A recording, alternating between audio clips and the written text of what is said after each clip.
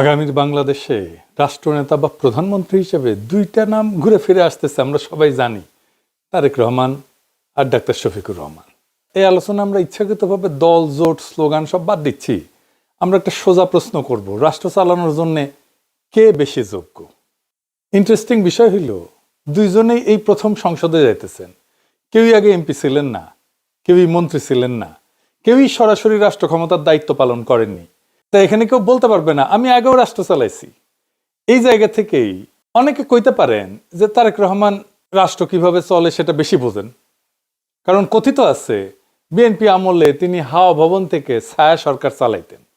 ধরে নিলাম, কিন্তু এখানে প্রশ্ন, রাষ্ট্র কিভাবে বিকৃতভাবে চলে সেটা বোঝা আর রাষ্ট্র কিভাবে ন্যায্যভাবে চালানো উচিত সেটা বোঝা এক জিনিস না। রাষ্ট্র নেতৃত্ব আসলে কি, এটা আগে একটু বুঝে দেখি।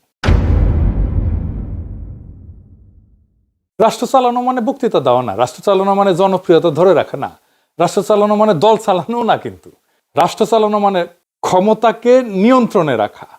আমি ক্ষমতায় যাইতেছি, কিন্তু ক্ষমতাকে আমার নিয়ন্ত্রণে রাখতে হবে। এই জায়গা থেকে আমি একটা ফ্রেম দিচ্ছি যাতে আপনি নিজেই বিচার করতে পারবেন কে রাষ্ট্রনেতা হওয়ার যোগ্য এবং রাষ্ট্রনেতা হইতে হলে কি কি যোগ্যতা লাগে। রাষ্ট্রনেতা হওয়ার জন্য লাগে